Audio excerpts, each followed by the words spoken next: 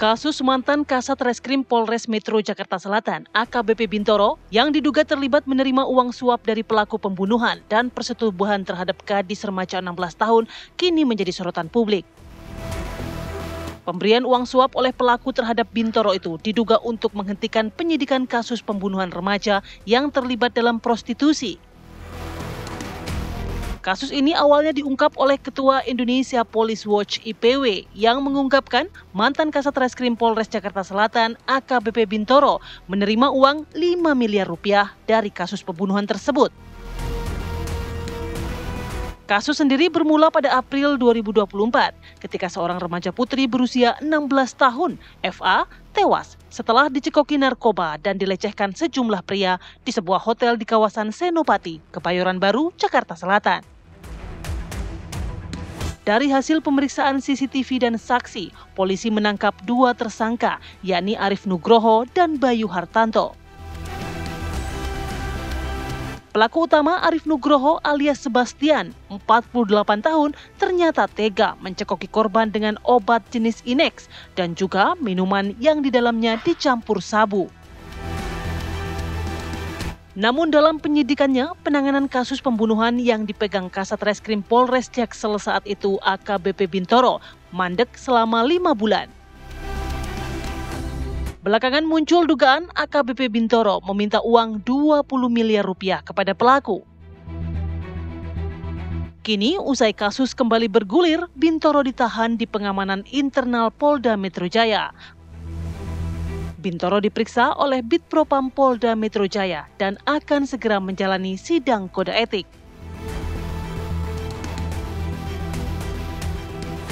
Tim TV One mengabarkan.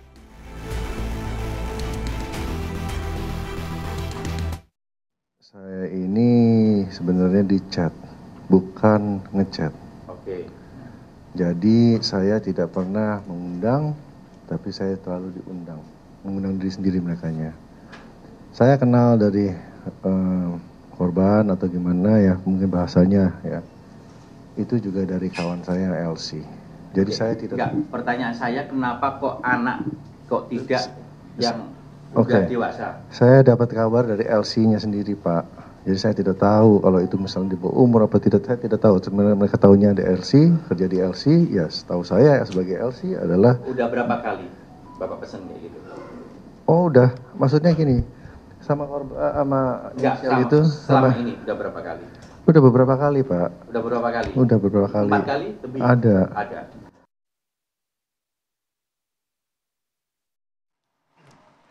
Ya pemirsa dan juga Putri, tadi kita sudah melihat paket pengantar untuk dialog kita pada pagi hari ini di segmen ini, bagaimana sebuah kasus yang berawal dari pemerkosaan, kemudian pembunuhan, dan bermuara pada penyuapan begitu. Dan sejauh ini juga Propam Polda Metro Jaya masih terus melakukan penyelidikan. Sebenarnya ini kasus ini penyuapan atau pemerasan, begitu. Jadi semua pihak masih dipanggil, masih dilakukan penyelidikan, begitu. Iya betul sekali, karena memang tersangka ini berdalih ya menggugat bahwa ini adalah pemerasan. Kita akan bahas di pagi hari ini bersama sejumlah narasumber yang sudah hadir di studio. Saya perkenalkan satu persatu, ada Mas Bambang Rukminto selaku pengamat kepolisian, kemudian ada Mas Heri Firmansyah pakar hukum pidana, dan juga Mas Yusuf Warshim Kompolnas. Selamat pagi, Bapak-bapak. Gongsi dulu. Gongsi, tahun baru cuan-cuan gitu. Oke, mungkin langsung saja ya. Saya mau ke Mas Yusuf terlebih dahulu. Mas, ini kan cukup sadis ya. Setelah kemudian ini dicekoki juga, diperkosa juga, dibunuh juga, sampai akhirnya ada tuduhan diperas oleh oknum polisi. Gugatannya seperti itu. Nah, tanggapan Kompolnas bagaimana? Baik, terima kasih. Jadi berarti kan kasusnya 2. Kasus tindak pidananya yang itu ditangani oleh Polres Jakarta Selatan, yang pada waktu itu Kasat Reskrimnya salah satunya AKBP Bintoro, kan kaitan dengan dugaan tindak pidana pembunuhan dan kekerasan seksual terhadap anak di bawah umur. Yeah. Proses itu dalam pantauan kita berjalan dan informasi sementara sudah pelimpahan di Jaksa Penuntut Umum P21. Tapi kami lihat masih ada, ini sebenarnya LP-nya 2 ya, LP-nya 2. Apakah LP yang satu lagi masih dalam proses pemberkasan ini masih dalam pantauan kami. Nah, pihak yang kita bicarakan ini yang beredar dari hari Sabtu ini kan soal adanya dugaan pemerasan penyidik dalam melakukan penyidikan kasus itu. Nah, yang itu keluhannya muncul dari yang ditetapkan sebagai tersangka. Biasanya kan di dalam penanganan tindak pidana, penyidikan itu yang keluhan itu berawal dari terlapor, itu pasti nggak jauh-jauh mengeluhkan dikriminalisasi, mengeluhkan ada penyalahgunaan kewenangan di dalam penyidikan ini yang kemudian menetapkan seseorang menjadi tersangka. Nah, termasuk dalam hal ini, oleh karenanya dalam pantauan kami di Bitpropam Polda Metro Jaya, itu ya pendalaman yang dilakukan oleh Propam Polda Metro Jaya itu dugaan penyalahgunaan kewenangan penyidik. Apakah itu perbuatannya melakukan pemerasan?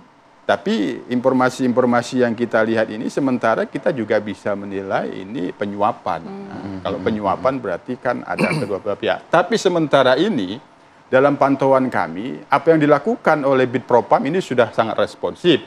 Ada isu dugaan pemerasan langsung direspon, 4 personil oknum ini langsung ditempatkan ke penempatan khusus. Kalau sudah dipatsuskan itu tidak main-main. Ada sesuatu yang diduga perlu dilakukan pemeriksaan. Itu sudah tidak main-main kalau sudah ditempatkan ke tempat khusus. Artinya sudah responsif. Yang kedua, sejauh yang kami dapatkan informasi sampai saat ini soal narasi adanya dugaan pemerasan 20M itu masih memerlukan klarifikasi dari lawyernya dan termasuk juga kuncinya tentu dari orang tua tersangka ini. Apakah memang benar ada? Yang kedua, ada fakta upaya hukum perdata. Tentu itu berbeda lagi. Nah, apakah nanti akan menimbulkan bukti-bukti bahwa memang ada pemerasan? Tapi perdatanya ini apa dulu? Biasanya kan perdata ada yang dirugikan, menggugat agar kerugian itu dikembalikan. Apakah ini bagian dari yang kaitannya dengan ada kesepakatan-kesepakatan antara pihak tersangka, pihak terlapor dengan penyidik, atau ada yang mengatasnamakan penyidik? Nah, itu kesepakatan-kesepakatan ini bentuknya kalau perdata kan PMH, perbuatan melawan hukum. Tapi di sini berarti ada perikatan. Perikatan apa? Perikatan kejahatan atau apa? Tapi ini berbeda. Perdata ini kan berbeda. Tapi ya kita silahkan saja itu. Tapi sementara ini Kompolnas tentu mengawasi dan memantau proses adanya dugaan pemerasan yang dilakukan oleh personil penyidik dalam kasus tindak pidana dugaan pembunuhan dan kekerasan seksual terhadap anak di bawah umur ini yang perlu segera mendapatkan kejelasan. Kita dorong Bitpropam Polda Metro Jaya bergerak cepat, hasil pendalaman dan dilanjutkan pemeriksaan pendahuluan. Apakah memang benar ada dugaan penyalahgunaan kewenangan yang kemudian ditindaklanjuti ini dugaan pelanggaran kode etik yang segera disidangkan. Ini yang harus kita dorong dan kita tunggu dilakukan secara profesional, setransparan.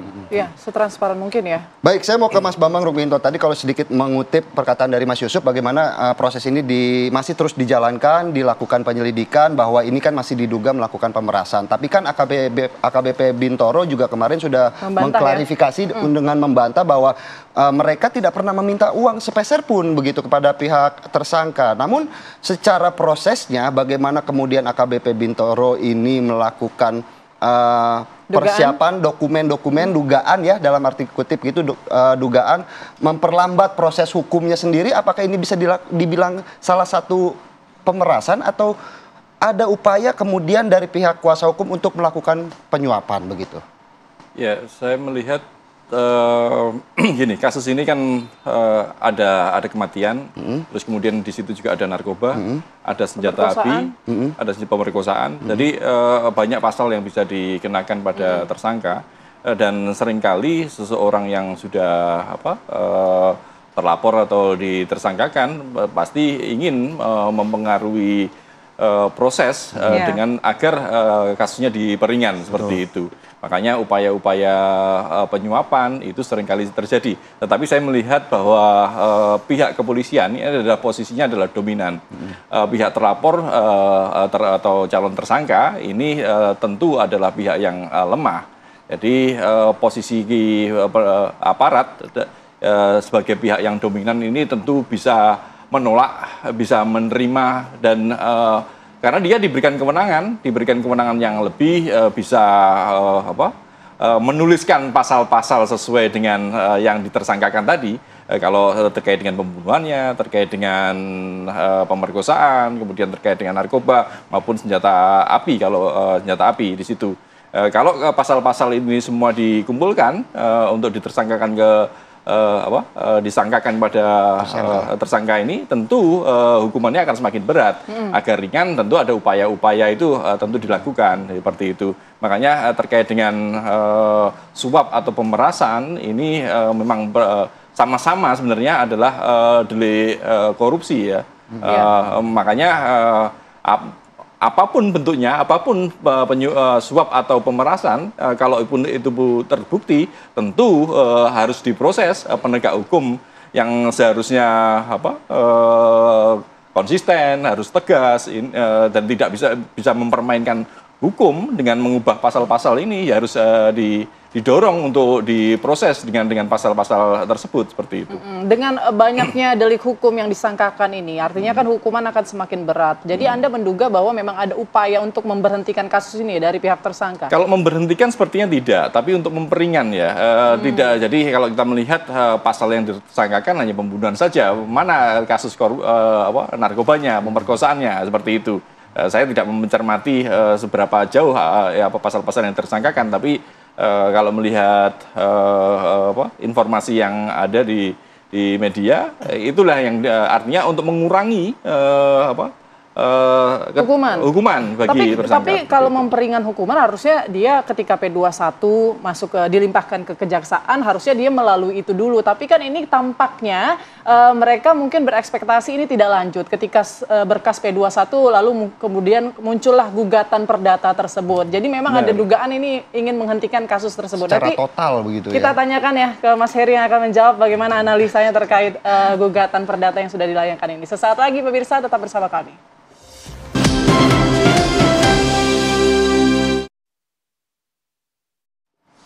Terima kasih Anda masih menyaksikan Apa Kabar Indonesia Pagi. Pemirsa, mantan Kasat Reskrim Polres Metro Jakarta Selatan AKBP Bintoro resmi digugat secara perdata di Pengadilan Negeri Jakarta Selatan. Ya, gugatan ini dilayangkan oleh 2 orang tersangka kasus pembunuhan dan kekerasan seksual terhadap anak di bawah umur. Kasus penyuapan senilai 20 miliar rupiah ini diduga melibatkan AKBP Bintoro dan 3 oknum lainnya. Berdasarkan Sistem Informasi Penelusuran Perkara atau SIPP, PN Jaksel gugatan didaftarkan pada 6 Januari 2025 lalu. Dan pihak penggugat menuntut pengembalian uang 1,6 miliar rupiah beserta aset yang diduga telah disita secara tidak sah.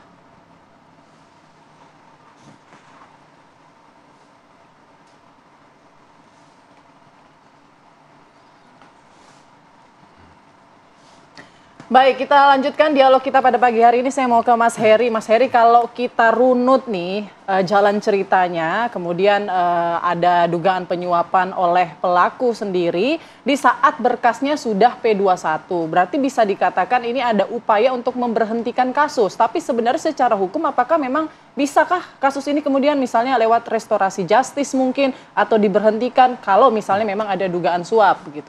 Iya, memberhentikan kasus dalam konteks pembunuhan saya rasa sangat tidak tepat ya, karena memang tidak dimungkinkan untuk hal itu, walaupun menggunakan dalil restoratif justice. Mungkin kalau akan ditarik ke restoratif justice, ini bukan bicara tentang adanya niat kesengajaan dalam konteks tadi. Lebih kepada misalnya dalam kasus lalu lintas angkutan jalan, misalnya menggunakan undang LLAJ, ada seseorang yang tertabrak, itu kan kadang tidak ada yang mungkin niat untuk melakukan hal itu. Itu masih ada kemungkinan opsi dilakukan RJ tadi. Tapi dalam kasus ini saya rasa clean and clear tidak mungkin seharusnya berikan opsi restoratif justice. Kemudian menyikapi tadi ada dualisme pemikiran apakah ini masuk ke pemerasan ataupun ke penyuapan. Bagi saya pribadi, dua-duanya sama-sama rusak, begitu ya. Bahwa dengan demikian kita menganggap hukum itu dapat dibeli. Yang kedua, orang yang seharusnya mendapatkan haknya menjadi tidak mendapatkan atau memperoleh hak yang semestinya. Walaupun itu mau pemerasan atau penyuapan dalam konteks tadi. Tapi yang paling jelas kalau ini masuk penyuapan berarti ada meeting of minds. Dan ada dua pihak di sana. Ada yang memberi suap, ada yang menerima. Gayung bersambut ya? Ya, dalam konteks tadi pertanyaan Mbak Putri juga apakah kemudian ini dimasukkan ke gugatan perdata tepat atau tidak misalnya. Saya rasa ini salah alamat juga. Tadi dari Bang Yusuf itu udah kasih clue sebenarnya menurut saya. Apakah ini kausanya halal atau tidak? Ya. Ya. Sesuatu tindakan yang jelas adalah pelanggaran hukum. Tadi Bang Bambang juga ada sampaikan, ada kaitan dengan Undang-Undang Tipikor bahkan ini. Bisa ke pasal 5, pasal 6, pasal 12 mungkin, ABC. Di sana bisa dilihat nantinya. Tapi peluang itu ada untuk bukan hanya sekedar hanya KUHP yang digunakan. Misalnya pasal 209 kalau ini penyuapan. Karena ini kita masih menunggu proses lanjutan. Jadi saya rasa gugatan secara perdatanya itu sudah tidak tepat. Makanya dalihnya pemerasan. Iya. Kalaupun ini pemerasan, tentunya kan harus kronologinya jelas ya. Kalau sampai ada transaksi berkali-kali dengan nilai nominal yang besar, ini kan boleh dicurigai, patut diduga ada persekongkolan juga. Sama-sama tahulah sebenarnya apa tujuan untuk melakukan tindakan tersebut. Dan saya rasa dalam konteks ini memang kejahatan-kejahatan yang dilakukan dalam proses penyuapan misalnya, dalam tindakan penyuapan, itu yang memang sulit untuk diberantas. Karena memang kita bicara tentang ada kekuasaan di sana, ada kewenangan, ada sarana yang dimanfaatkan oleh jabatannya tadi. Nah ini yang kadang memposisikan antara pihak korban, walaupun di posisi korban, itu menjadi tidak sama di mata hukum. Walaupun ada asas equality before the law begitu ya. Nah, ini menjadi persoalan, apalagi kalau dia jadi tersangka. Nah, ruang tadi yang kadang dimanfaatkan untuk memanipulasi hasil dari katakanlah gelar perkara ataupun manipulasi untuk naik ke proses penyidikan atau tidak. Nah, ini kan yang kemudian ruang-ruang hampa atau ruang kosong tadi yang kemudian dapat dilakukan proses-proses yang kita patut diduga ini adalah ada proses yang pelanggaran hukumnya kental di sana. Jadi ini harus kita pisahkan, tapi pada intinya dua-duanya sama-sama buruk begitu. Dua-duanya sama-sama buruk. Nah, tadi kalau kita kembali ke Mas Yusuf bahwa beberapa oknum polisi juga sudah ditempatkan di tempat khusus begitu setelah dilakukan penyelidikan. Nah, yang menarik adalah bagaimana salah satu nama ini muncul di luar dari nama-nama yang digugat secara perdata, di mana ada sosok AKBP Gogo Galesung yang kemudian ikut ditempatkan di tempat khusus. Apakah ini memang salah satu indikasi bahwa ternyata AKBP Gogo ini dalam tanda kutip ikut terlibat? Ya, tadi sebagaimana yang saya sampaikan di awal tadi, ketika ada oknum yang itu dilakukan penindakan oleh Paminal, Propam, kemudian ditempatkan dalam penempatan khusus, itu sudah serius. Kepentingannya tentu untuk pemeriksaan, agar tidak kemana-mana, yang diperiksa, yang didalami, maka ditempatkanlah secara khusus. Nah, kebetulan ada dua nama yang itu pernah menjabat sebagai Kasat Reskrim pada saat proses penyidikan dan penyidikan kasus dugaan pembunuhan dan kekerasan seksual terhadap anak di bawah umur di Polres Jakarta Selatan, maka itu demi kepentingan pendalaman dan pemeriksaan Propam, ya maka itu dilakukan penempatan khusus. Nah, tapi apakah ada delik pemerasan ataupun delik penyuapan nantinya, ketika pun masih dalam taraf omon-omon, kita belum tahu pasti karena kuncinya ada pada klarifikasi lawyernya dan orang tua tersangka. Namun kami bisa menduga meskipun itu omon-omon, diduga ada pelanggaran kode etik yang dilakukan oleh penyidik. Inilah yang saya maksudkan tadi. Ketika ada keluhan dari pihak terlapor, dia pasti tidak menghendaki adanya kriminalisasi. Betul. dia mengeluhkan dugaan penyalahgunaan kewenangan dalam proses penetapan sebagai tersangka. Penyidik secara formil, secara material, berjalan sesuai dengan SOP atau tidak. Menetapkan tersangka tentu didasarkan minimal 2 alat bukti. Baik. Dalam proses penyelidikan dan penyidikan inilah yang kita tunggu, Propam bekerja cepat, memastikan ada dugaan penyalahgunaan kewenangan di dalam menetapkan 2 tersangka ini atau tidak.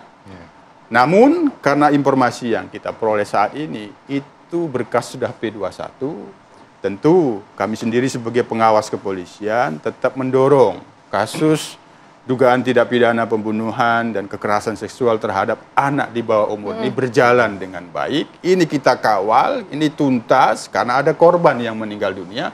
Jangan sampai karena persoalan adanya dugaan pemerasan ataupun penyuapan ini akan menghambat. Nah, walaupun demikian, kami juga menghormati proses upaya perdata.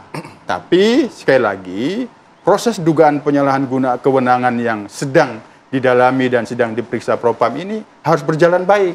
Oke. Sementara, mungkin tidak sampai ke sana pemerasan ataupun penyuapan, kami menduga ada dugaan pelanggaran kode etik, meskipun itu ringan ataupun sedang. Oke, ini apakah hanya pelanggaran kode etik atau memang ada sanksi pidananya? Nanti saya ke Mas Heri, tapi sebelumnya saya mau ke Mas Bambang juga nih. Mas Bambang, ini kalau nggak karena ada gugatan perdata dan tidak viral, kita tidak akan tahu nih ada permainan seperti ini ya di dalam tubuh kepolisian, kalau memang ternyata benar ya dugaannya begitu. Nah, menurut Mas Bambang sendiri gimana? Apakah memang kudu viral dulu nih, baru viral, kemudian... no justice begitu kalau kata netizen sekarang. Ya, saya melihat no viral no justice ini adalah upaya dari publik ya untuk mendorong kepolisian bertindak sesuai dengan harapan, bertindak benar lah, seperti itu. Dan saluran-saluran yang ada sepertinya nyaris belum dipercaya lah. Kompolnas Mas Yusuf Warsim ada, tetapi masyarakat masih belum yakin apakah ketika melaporkan ke Kompolnas ini bisa ditindaklanjuti. Gitu. Saya rasa laporan-laporan ke Kompolnas sangat banyak Mas Yusuf ya. Tapi ya itu tadi, makanya ini adalah saluran yang dipilih oleh masyarakat. Kasus seperti yang di Jakarta Selatan ini adalah puncak-puncak gunung es. Kasus-kasus serupa sangat banyak. Banyak berarti sangat ya? banyak. Permainan-permainan seperti ini banyak. Permainan seperti itu banyak terkait dengan judi online, terus kemudian laka lalu lintas seperti itu, permainan upaya untuk mengubah pasal, untuk jual beli pasal itu sudah menjadi rahasia umum. Cuma problemnya masyarakat selama ini kan tidak berani speak up karena resikonya tentu adalah intimidasi, kemudian juga biaya juga semakin mahal gitu kan, seperti itu. Makanya harapannya gitu semua kasus ini menjadi momentum untuk membuka semua problem. Kotak Pandora. Betul, dan Propam ini harus benar-benar objektif dan transparan, karena kalau tidak masyarakat akan semakin meragukan citra kepolisian. Kepolisian juga ini harus di sini bisa dibuktikan nanti ya. Benar, kalau kita melihat kasus DWP kemarin kan sampai sekarang juga belum proses pidananya juga belum. Makanya harapannya kalau kemudian ini ditemukan ada unsur-unsur pidana, ya proses pidana itu harus didorong ke sana. Jangan sampai berhenti hanya sekedar kode etik dan disiplin saja. Karena kalau seringkali kan ada gium bahwa ini hanya sekedar oknum, masih banyak polisi yang baik seperti itu. Betul. Tapi faktanya kan polisi yang baik yang mana? Karena ketika mereka yang baik ini tidak dipromosikan, sementara mereka yang melakukan pelanggaran ini dipromosikan seperti itu. Betul. Baik, saya mau ke Mas Bambang, tapi kayaknya kita harus rehat dulu nih Putri. Karena, Mas Heri. Mas Heri, gitu kita mau ke Mas Heri, tapi kita mesti rehat dulu. Karena tadi menarik Mas Yusuf bilang bahwa apapun hasil penyelidikan, ini sama-sama salah begitu, ada hukumnya begitu. Haram kalau kata Mas Heri tadi, haram ini bukan kasus halal ini sebenarnya kasus gitu ya. haram begitu. Sesaat lagi di Apa Kabar Indonesia Pagi.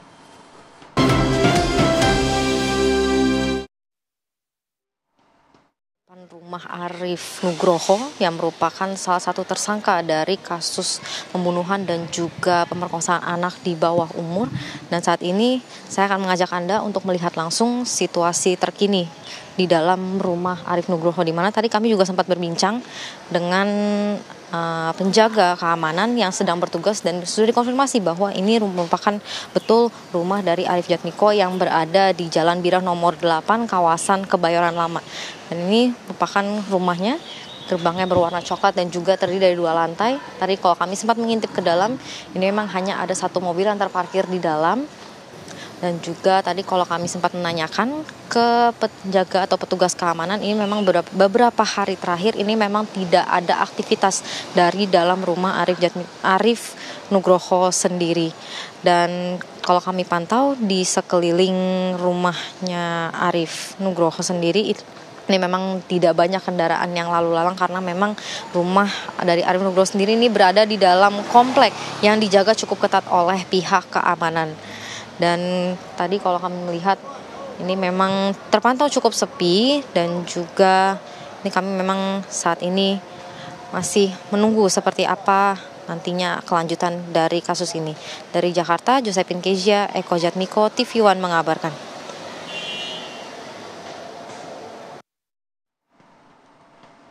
Ya baik, kita lanjutkan. Saya ke Mas Heri. Mas Heri, selain sanksi etik yang saat ini sedang berjalan begitu ya prosesnya, sanksi pidana, jika memang ini terbukti ada penyuapan, apa yang bisa disangkakan?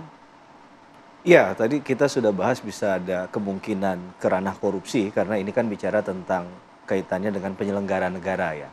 Bicara tentang jabatan, ada kekuasaan di sana, ketika disalahgunakan, apalagi itu kemudian menimbulkan pelanggaran hukum, maka sangat terbuka peluang tadi.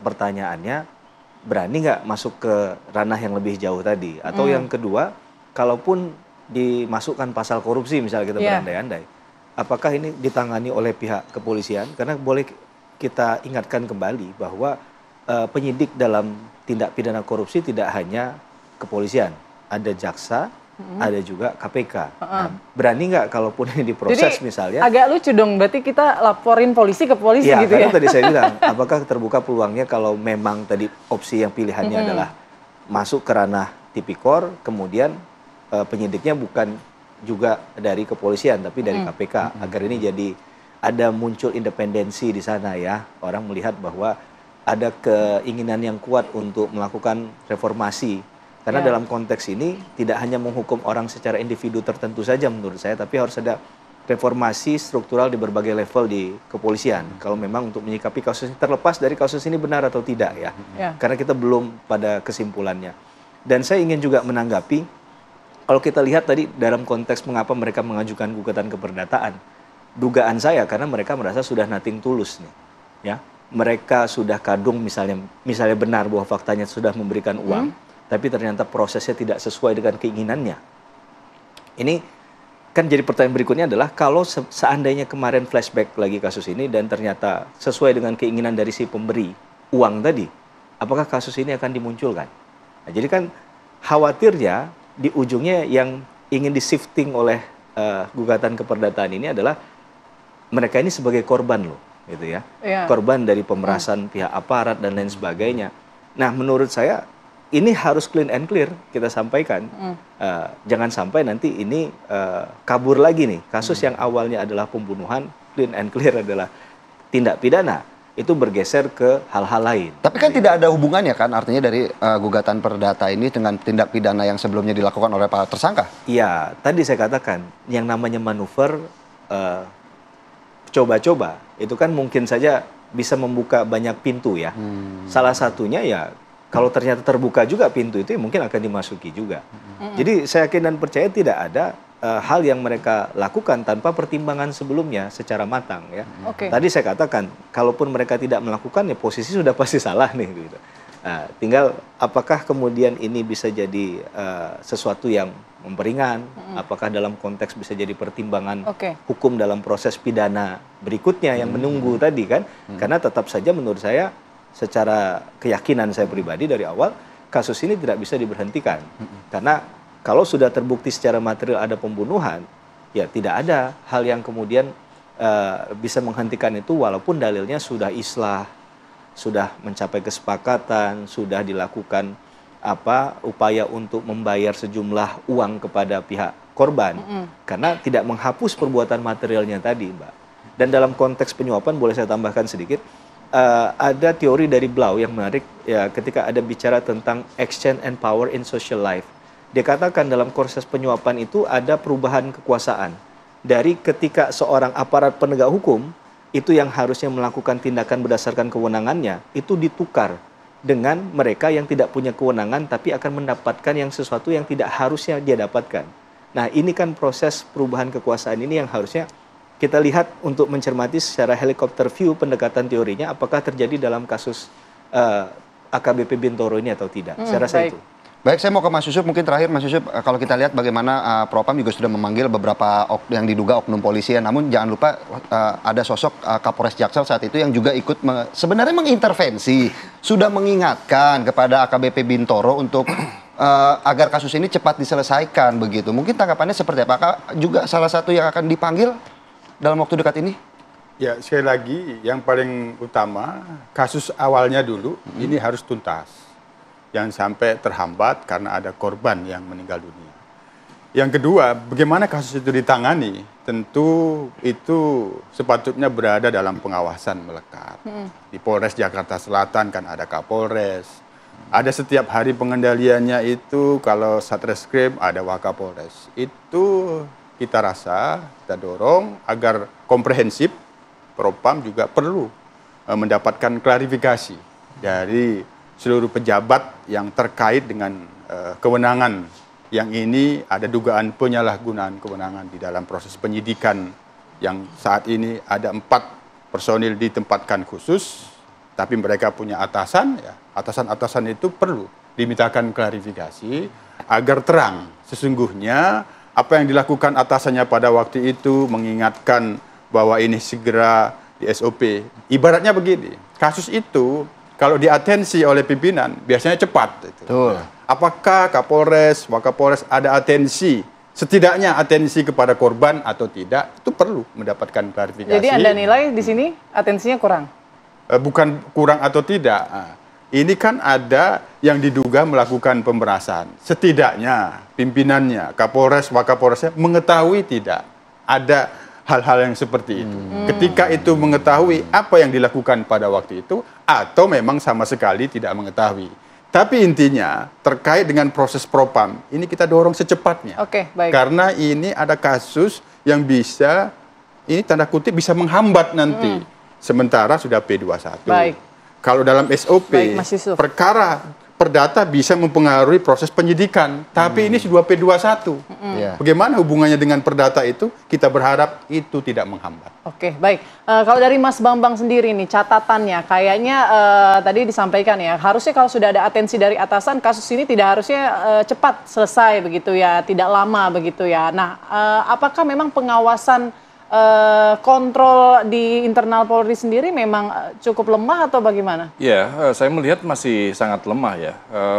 Seringkali kepolisian dalam melakukan penanganan, melakukan proses-proses penyelidikan, penyidikan, ini hanya sekedar prosedural seperti itu. Sudah P21 selesai, tapi tidak mendalam pada substansi masalah gitu, seperti itu. Makanya kasus ini bisa terjadi, saya melihatnya seperti itu, karena banyak kasus yang ada di situ ketika didorong sekedar sampai P21 ya sudah selesai gitu. Tapi ada problem-problem yang lain yang ternyata sekarang terkuak terkait dengan adanya upaya penyuapan ataupun pemerasan seperti itu. Hal seperti itu memang seringkali terjadi. Budaya setoran dari bawahan sampai ke atasan itu masih banyak, dan mulai dari level paling bawah sampai level atas seperti itu. Makanya kalau kemudian yang sekarang ini dilakukan penempatan khusus ini di level perwira, saya melihat ini jangan-jangan juga masih di level paling bawah juga masih ada, karena seringkali juga mereka melakukan itu dengan perantara-perantara di level bintara, penyidik seperti itu. Makanya memang kalau ingin segera menuntaskan kasus ini dan mengembalikan citra kepolisian, ini harus dibuka secara transparan, setransparan mungkin. Kalau tidak, citra kepolisian akan semakin terpuruk. Ya? Baik.